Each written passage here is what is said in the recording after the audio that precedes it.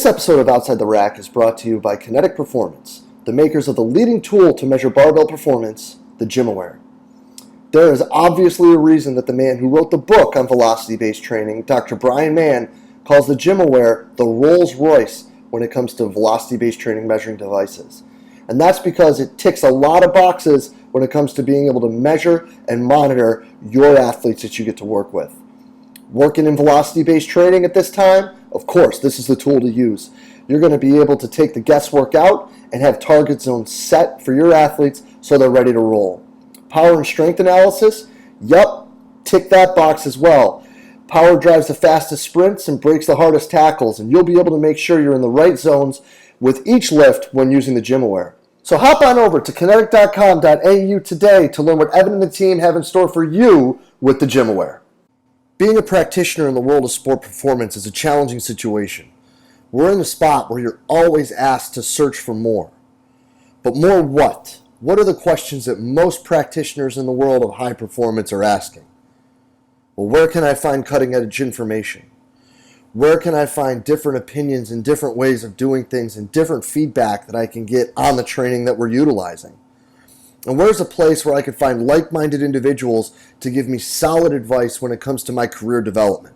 This is precisely why we built the Strength Coach Network. Within the Strength Coach Network, you're going to get exclusive content monthly from some of the top practitioners in the world, bringing you the most cutting-edge information. You tie that in with a forum where you're able to connect with coaches around the world to bounce ideas off of, to learn from, and to get career advice from, and you've got your sensational one-stop shop for all things career development for strength and conditioning coaches. So hop on over to strengthcoachnetwork.com/CVASPS. That's strengthcoachnetwork.com/CVASPS to dive into all that great content today and get your 48-hour trial for only $1. I look forward to seeing you in the Strength Coach Network. What's up, everybody, and welcome to the second episode of Outside the Rack, brought to you by Kinetic Performance, the makers of Gymaware. In this show, we're going to try to dive a little deeper into the minds of the top practitioners in the world of sport performance to learn a little bit more about who they actually are and how they got to where they are today. Today, we are joined by Florida Atlantic University's Director of Strength and Conditioning for Olympic Sports, Chris Mccormick. Chris, thanks for being with us today, man. Thanks for having me, Jeff. Yeah, man. So listen, before we get going into this, who is Chris Mccormick? Well, I am a husband. I am a father of two, a father of three right now. My wife and I are foster parents, so we just got a 2-week-old in our home who's about 5 pounds right now. So that's been a sudden change over the past week. And I'm a strength coach at FAU, like you kind of said. Been here about a year and kind of getting the ball rolling with some of the changes and things that we've done here, and excited for the next couple months coming up. Awesome. Love it. So let's get right into the big three. All right, brother? If you could, for us, describe a learning situation that brought about an epiphany in your career. I think for me, and it's ironic, we've seen this stuff on Twitter a lot about results and going back to people actually talking about those things and pushing our field forward about really explaining to people what we actually do and those results that we get and that direct correlation, and people not being able, being afraid to share those things. But I think the epiphany for me is culturally, results matter only to some point, and I would say this specifically in the context of strength and conditioning and team sports, depending on what team it is and what coaches you're dealing with. I was in a situation at my previous school where I laid out a bunch of results to a coach, and I was very proud of everything. We had some of the strongest people on any of the teams, and the results that we had with no injuries, people squatting double body weight for 20 reps with the 1x20 stuff, to give that a shout out.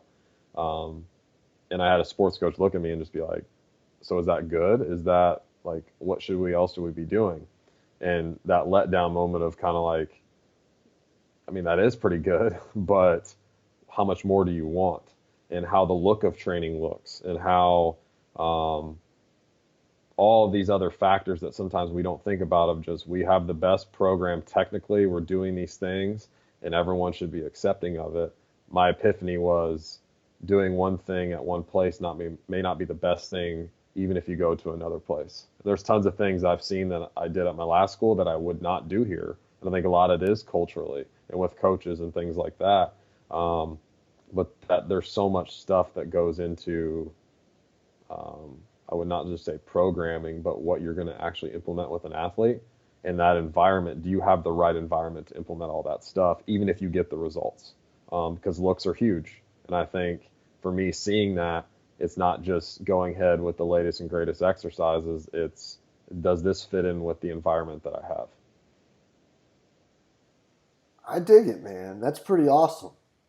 Because understanding where you are may be just as important, if not more so, than what you're doing. Yeah. And I think I heard John Pryor talk about it on a podcast or something like that, who's with the Fiji rugby team, and he talked about when he was with Japan and they, won all these games in the World Cup, and they did all a bunch of stuff that no one thought that they could do. And he went to Fiji, and he's changed a bunch of the things that he does because he just didn't think it would be the right environment, the type of people they have, the culture that's there. He knew some of the things that he may be known for may not work where he's going, or he's not going to have success. Even though you can say, I got this, and this, and I've done this and this, well, that doesn't mean it's actually going to be taken seriously in the next place that you're at too, if you don't take all those other factors into place. I love it, brother. That's awesome. So let's get to number 2 then. If you could ask one question you know you would get the answer, what would that question be and why? I think for me, a lot of my, I guess, pursuit in coaching and things like that is figuring out when I get an athlete or I get into a situation, like what's the one major limiting factor that I can help with? And that could be physically, it could be something else out the realm. But if I could ask the question every day to somebody, what's the one thing that's going to make you better? And they actually give me the truth, or if they even know that answer to that question, or I can do that. If it's behaviorally, if it's me doing something for them, or it's some type of exercise in the weight room, if I could get that question to somebody and get the true answer behind it and get all the facade and the crap out of the way so I could get that right answer to actually help them, that's what I would want. Because I think as a coach too, is something I enjoy, is obviously helping people. But thinking about that question for me, it's, I would get the true answer from people how to help them, and they would tell me the truth all the time so I could actually help them, if that makes sense. No, totally. Just to keep digging at that just a little bit, you mentioned not just the training aspect, but environmentally and communication wise and personally as well. Yes. How do you think that could be different? I think for me, and a lot of it's probably on me, of just more awareness and seeing some coaches how they function. And just like, I think Dan Paff's a good example of when he presented at CVAS last year or 2 years ago. Like, he just sees a picture or a video and is like, this is what's going on. I'm like, how in the world is he seeing? Like, I have no freaking clue how you saw this.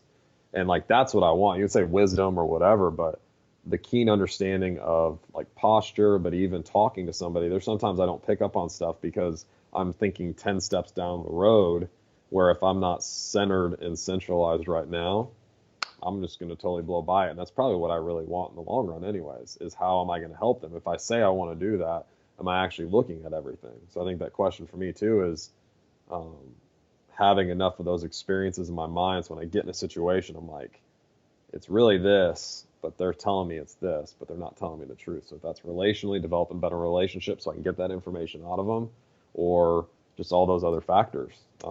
That's, if I could ask that question and get it from them, like a truth teller type of situation, that you'd have to tell me the truth.